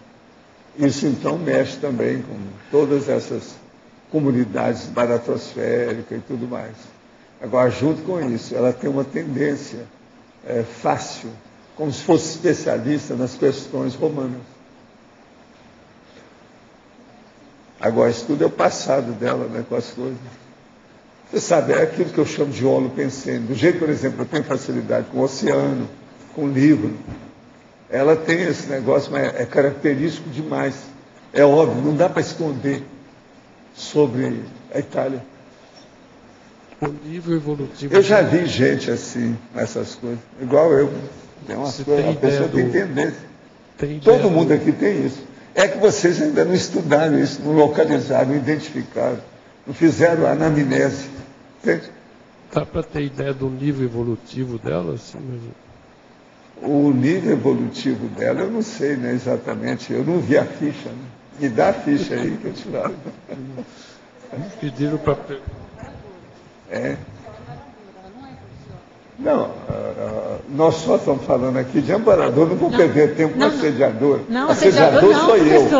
Evolucionário, assediador que eu falo mais sou eu. Eu sou assediador de vocês, vivo chateando, puxando a orelha, pisando no pé. Mas eu perguntei. Tem gente que vem até querer me pedir perdão, aí eu dou uma banana para a pessoa. Mas o que eu falei foi o seguinte: ela é amparadora, não é evolucióloga. A pessoa tem falado mais evolucióloga do que amparador aqui. Como é que é? Não entendi isso, foi depressa demais para mim. É que eu perguntei assim: ela é amparadora, não é evolucióloga. E o senhor está assim. Não, eu não sei. Ah, bom. Eu não vi a ficha, é isso que eu falei com ele, eu não sei. Ela é amparadora. É porque nós estamos mexendo aí, tudo é amparadora. Ela é fora de série. É uma grande amiga. Me ajuda muito. Sabe? E muitos de vocês também. Eu já percebi. Ela já ajudou a Trindade. Muitas coisas. De vez em quando ela está aí. Está na praça. Graça é tanto. Mas então, o que mais? Todo mundo já cansado de sustentar o erro. Né? Você comentou que ela também ajudou naquelas atividades que nós tivemos com o Paraguai na área da educação. Foi. E eles voltaram a nos procurar agora. Foi? Voltaram agora. Essa semana. Então, minha filha, tem congresso. Tem conotação dela, tem o dedinho dela, não é? Tem o congresso de docência deles e eles formaram uma nova associação. É muito próximo da Itália, né? Eu, por exemplo, eu sei que uma vez ela me ajudou muito seriamente nos processos em Buenos Aires. Você sabe que Buenos Aires tem uma boa conotação de italiano, né? É um monte deles lá. Ela deita e rola dentro do processo. Tem muita coisa para ajudar. E é um lugar que precisa de ajuda, né? Mais interessante é que a primeira atividade que a gente fez lá para 700 docentes foi num colégio católico de freiras. Tinha mais de 700 professores. E criou um ambiente de euforia lá dentro, que até o cachorro da educação saía dela feliz. É muito forte. As folhas das árvores, todo mundo estava feliz. As freiras, todo mundo. Criou um ambiente assim de rara. Mas aí é o campo dela, né? Ela impressionante. Manda, domina. Impressionante. Professor, uma das características que a gente estava conversando, o Jarbas Paranhos comentou que ela chega no ambiente, né, e ela faz limpeza devido à ectoplasmia. Então, ela constrói ambientes bem assim bonitos, né, com flores, para limpar e deixar, né, a consciência que não está tão bem ficar mais saudável. Poderia comentar sobre essa característica? Não, era mais ou menos assim. Ela tem facilidade de mudança extrafísica dos ambientes. Entende? Isso aí não é fácil. Entende? Então, é daquelas pessoas que já ultrapassaram o processo da transfigurabilidade do psicossoma. Ela é capaz de mudar na insubstancialidade ou substancialidade extrafísica. Então, isso aí, as transfigurações que são capazes da situação, ela tem facilidade para isso. E isso é um problema sério, brabo. Professor, aqui no ar, sindromologia, a síndrome da distorção imaginativa intencional. Você pode expandir um pouquinho isso? Como é que é? Qual que é? Síndrome da... A segunda linha. Síndrome? Síndrome da distorção imaginativa intencional. Sindromologia. A síndrome da distorção imaginativa intencional. Pois é, a pessoa torce a imaginação para ficar com a opinião, ficar por cima da carne seca, dominar o ambiente. Ela torce a situação através da imaginação dela. Então, é uma imaginação quase sempre, aí no caso, profundamente patológica. Você pode dar um exemplo, assim, para entender melhor? Uma pessoa, por exemplo, que começa a inventar as coisas, sendo que não existe nada daquilo. Aquele cara, por exemplo, que falou lá no estado do Rio que no dia tal, às tantas horas, ia descer um disco voador. Daí a pouco tinha uma multidão lá esperando em Casimiro de Abreu, não aconteceu nada. Tudo é a imaginação dele. Ele criou a fantasia. Doido de tudo, doido de pedra esse. E depois eles ainda arranjam as desculpas. Tem um outro cara que fez isso em Paris, que é um figurinista. É o Paco Rabannet, que às vezes eles falam Rabannet. Paco Rabannet. E ele chega a acreditar nisso, professor, ou é só uma criação para os outros? Como é que Não, uma pessoa começa a falar muito erro. Se outros vão de acordo no bico da pessoa, no bicotélio dela, daí a pouco ela acha que aquilo é normal. E acabou que ele vira um fato para ela, dentro da cabeça dela. Às vezes ela só vai ter um revertério depois que ela dessoma. Lá na baratosfera. Então, eu não entendi. Uma pessoa que pensa muito num erro, aquilo com o tempo fica acerto para ela. É uma inverdade. Com o passar do tempo, aquilo é um fato para ela. Entendi. Ela mesma faz a auto-hipnose, autossugestão. Mas isso é uma fuga? Ela cria isso aí como uma fuga de uma receita, por exemplo? Loucura, né? Ignorância, loucura, desvio. Como se recicla o orgulho? Há técnicas. Olha, reciclar aqui no caso, nós estamos falando é acabar, né? Aqui seria bom, em vez de usar reciclar, seria como é que a gente extingue o orgulho definitivo? Há técnicas? Sim. A primeira delas é procurar isso que você está fazendo. Anteriormente falou de amparadores extrafísicos positivos e assediadores extrafísicos negativos. Em cada uma das expressões, as palavras negativo e positivo não estão a mais, sim, mas é para clarear. Não é um amparador por si só positivo e o assediador negativo, e daí? Eu estou falando de propósito, para chamar a atenção, um posicionamento diferente. Isso chama redundância intencional. O que sustenta o erro da teimosia? A sustentação do erro pela vaidade é pior que a sustentação negligente do erro justificado para não entrar no acerto? Ou isso depende da qualificação de ambos? Depende de tudo da qualificação. Segundo as faixas etárias, infância, adolescência, adultidade e velhice, é possível nomear os principais erros de cada etapa da vida, ou isso é extremamente intraconsciencial? Não, alguma coisa a pessoa pode fazer. Agora, eu recomendo ver o conscienciograma para fazer isso. Conscienciograma, com 5 baia, que dá para clarear bastante isso aí.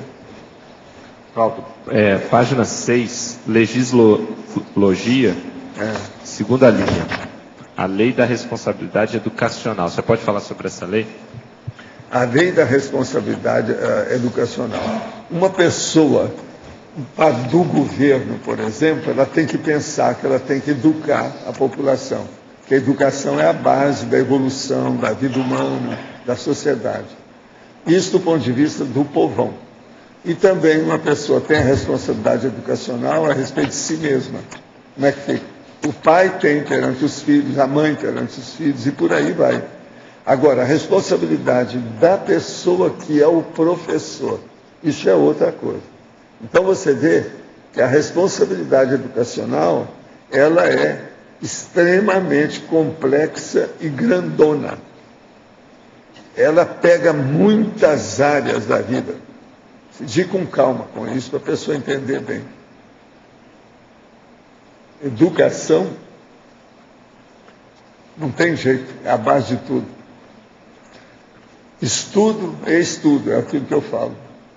E a educação, hoje em dia, a própria ciência convencional acha.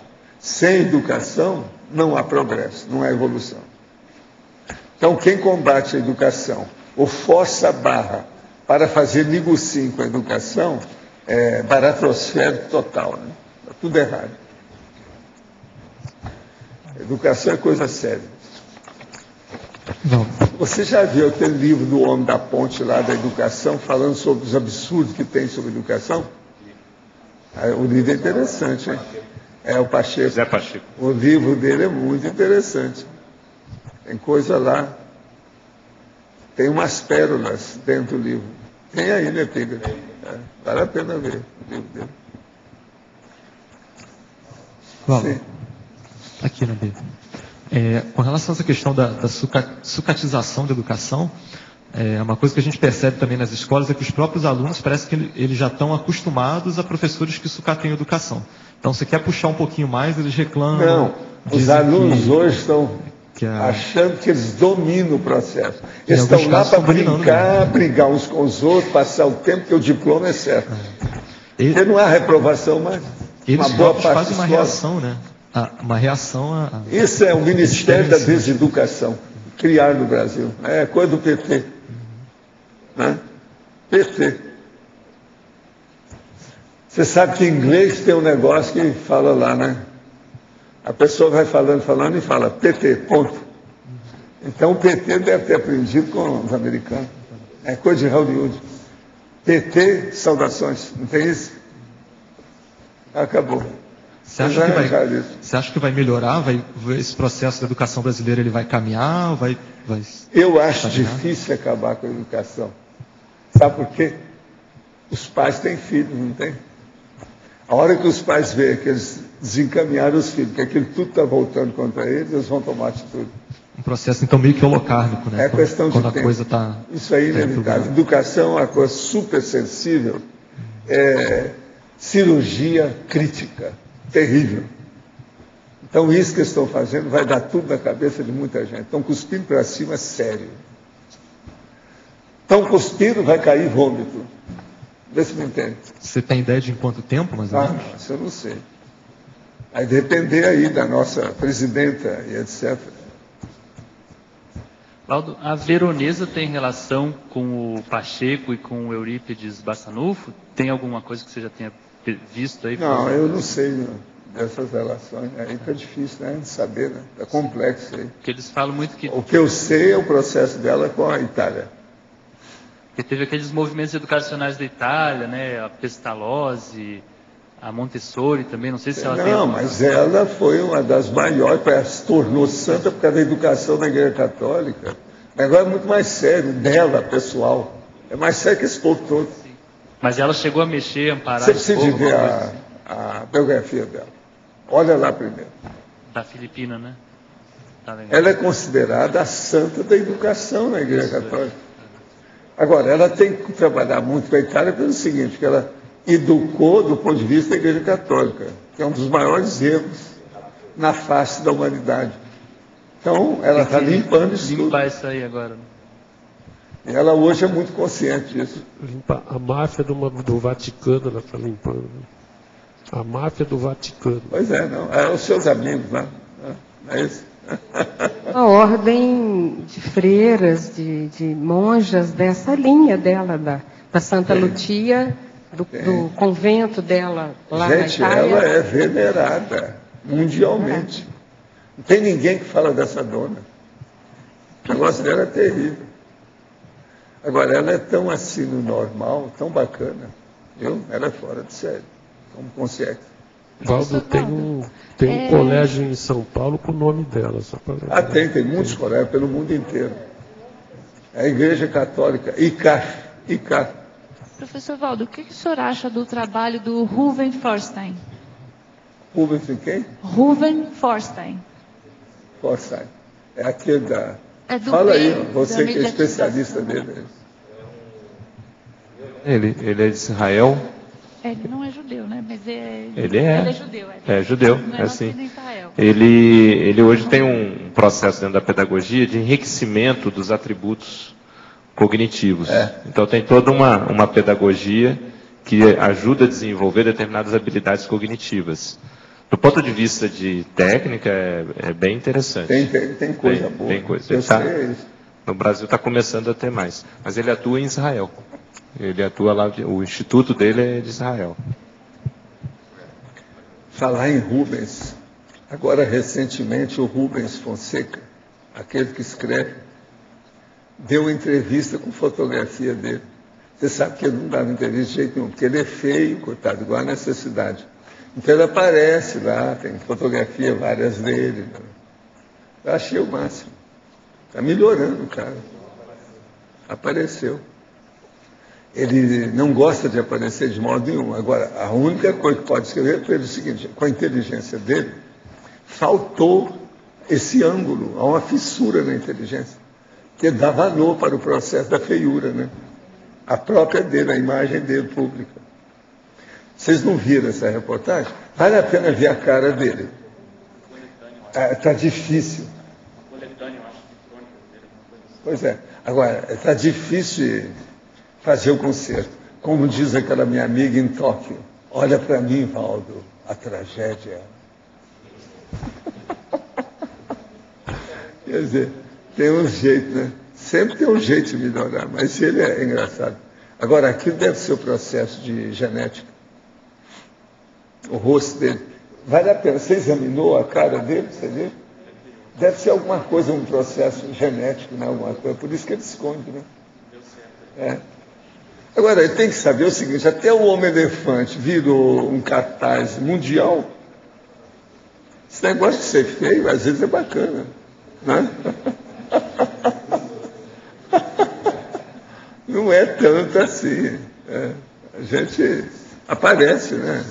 Eu, por exemplo, não estou aqui com a minha careca e que tenho um defeito na pista aí, dos mosquitos. Cada um faz o que pode. Né? Professor, na página 6, em teoriologia, o senhor colocou na segunda linha a teoria epistêmica. Qual que é a relação, assim, da teoria epistêmica com esse assunto? Olha, o problema todo é que a epistemologia é um negócio muito sério. E há muita gente que admite a epistemologia, mas não admite a epistemologia aplicada a si mesmo. Então é muito importante estudar isso. A hora que você joga isso na cara da pessoa, dá um baque. A pessoa fica sem saída, você encantou a pessoa em matéria. Então não podemos esquecer a epistemologia. Conhecer a si Não tem lógica isso para você? Pensa bem. Claro. Que é o cientista, a pessoa não quer aplicar o conhecer. processo. O senhor falou um pouco do cientista convencional, né, tal. Tem muito disso. O que você queria? Tecnologia, página 6. Na terceira linha, a técnica de confrontar conceitos opostos. Ah, sim, isso aí que o outro rapaz estava falando aí. O problema todo é muito importante a gente fazer os cotejos das coisas. Isso chama associação de ideias. Só que tem que aqui, a associação de ideias é antipódica.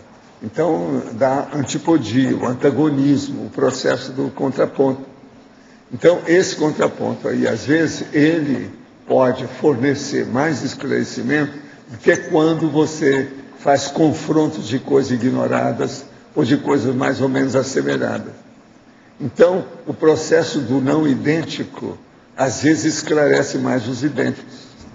Você tem várias derivações aqui, né? Na própria antagonismologia, antonimologia. Eu já usei isso em vários verbetes da enciclopédia para a pessoa pensar. Então, mas... Agora, o confronto dos conceitos opostos, isso aí ajuda demais. Na questão aqui, nós temos que pensar muito numa coisa. A sustentação do erro precisa ver o nível da pessoa, se ela é inteligente ou se ela é muito medíocre. Se for medíocre, você não tem muita saída mesmo. Agora, se ela for inteligente e tem alguma noção... Racionalidade. Aí tem chance de você conversar. Nessa hora, então, vale a pena fazer todas essas técnicas que tem aqui. Vale a pena pensar nisso. Agora, não é fácil. Você está entendendo? A técnica da desassimilação simpática.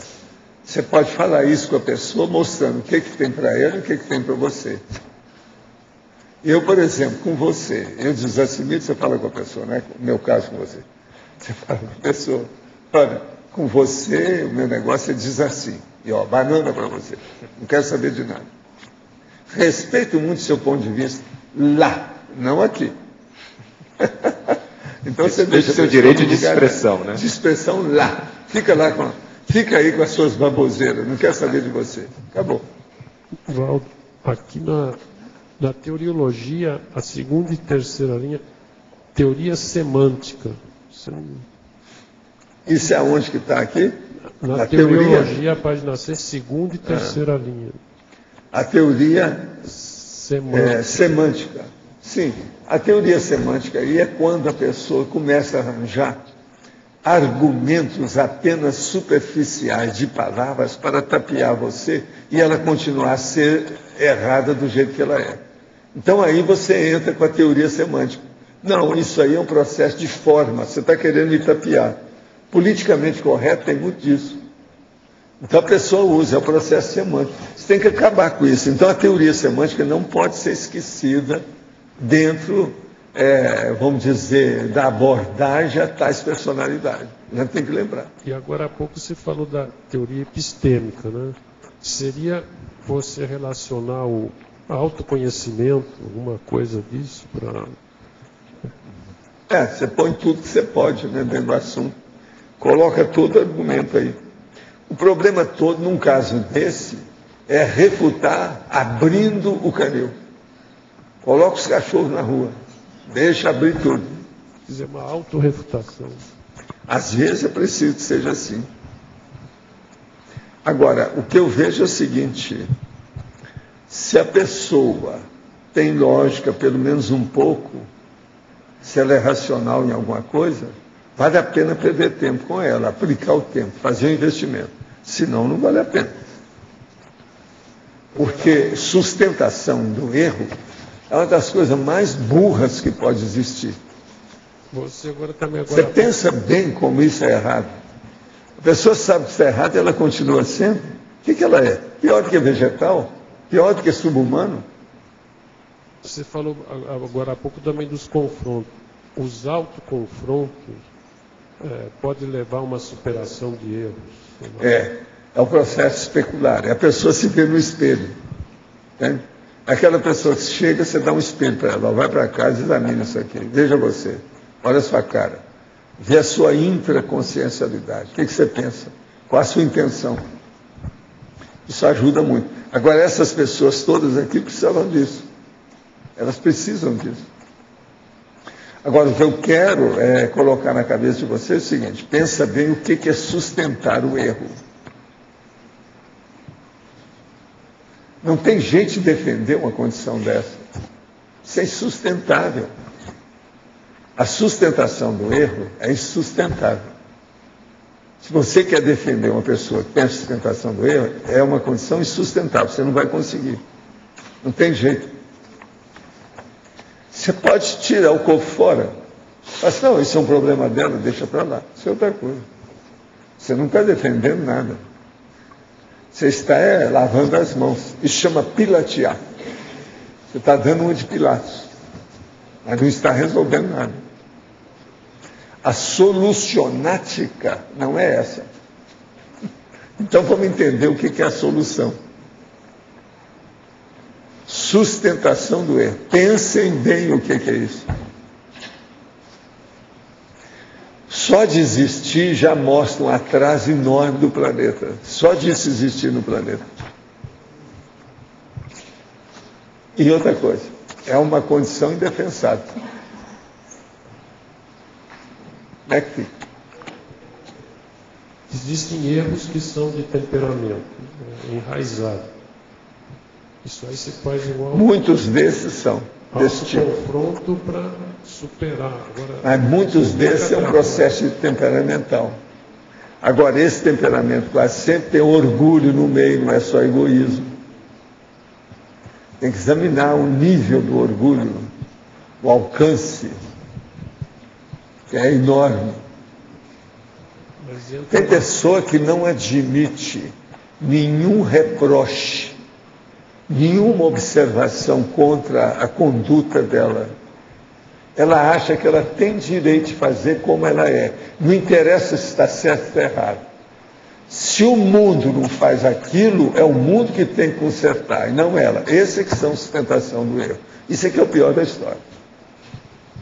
É a pessoa que o mundo, ele deseja que o mundo melhore, através do esforço do próprio mundo, mas que não toque na personalidade dele, porque a personalidade dele é intocável. É aí que pega o carro. Então, minha gente, nada de sustentar o erro. Por favor, sustente o acerto. Tá certo? Pensem nisso, tá bom? Muitas graças. Os nossos comerciais, por favor. Obrigada. As pontuações da tertúlia de hoje foram 115 assinaturas no livro de presença, 28 perguntas presenciais, 13 perguntas respondidas online, 42 votos presenciais, 7 votos online. Hoje temos 5 recados: Loche, Congressos Intermissivistas; Roberto, Oficina Fórum para Políticas em Saúde; Carla, palestra gratuita ACIP; Patrícia, Teoria e Prática de Inversão Existencial; Rosa, Programa Verbetografia. Olá pessoal, boa tarde. Bom, estamos na nossa reta final para dar início ao primeiro Congresso Internacional de Intermissivistas e o primeiro encontro de retomadores de tarefa. Nós já informamos aqui que o Congresso já está com mais de 100 pessoas e no primeiro dia nós temos o curso com o professor Valdo, que também já está com 224 pessoas. Para efeito da impressão dos verbetes, para que a gente possa organizar aqui também o próprio tertuliário, nós pedimos que todos que estão pretendendo participar do curso do professor Valdo já façam a inscrição o mais cedo possível, não deixem para a última hora, tá? E lembrando também de todos participarem do Congresso dos Intermissivistas. Vai ser um evento histórico, o primeiro encontro com esse objetivo de fazer aí essa grande congregação dos intermissivistas, tá ok? Começando então agora na próxima sexta-feira até domingo, sexta, sábado e domingo. Obrigado. Boa tarde. Queria fazer um convite especial para os profissionais da área de enfermagem, fisioterapia, assistentes sociais, nutricionistas, farmacêuticos, veterinários, biólogos e agrônomos que estão aqui, que a gente vai fazer uma reunião agora lá na OEC para dar continuidade à oficina que está preparando o Fórum de Parapolíticas de Saúde. Nós vamos discutir propostas sobre saúde holossomática para a CCCI. Então agora às 15 horas lá na OEC, os profissionais dessas áreas, nós estamos discutindo questões técnicas, sugestões para melhorar a saúde holossomática. Então agora às 15 horas na OEC. Boa tarde a todos. Em nome da ACIP, eu gostaria de convidá-los a participar das palestras gratuitas que estão acontecendo no Shopping JL Cataratas. Elas acontecem todas as quartas-feiras, às 19 horas. É na sala de reuniões do shopping, que fica no segundo andar. Então, chegando no shopping, dirijam-se ao segundo andar e peçam informações aos funcionários do shopping, que eles estão orientados a encaminhá-los até esta sala de reuniões. Na quarta-feira próxima, dia 20 de julho, o tema da palestra vai ser Medo da Morte. Contamos com vocês.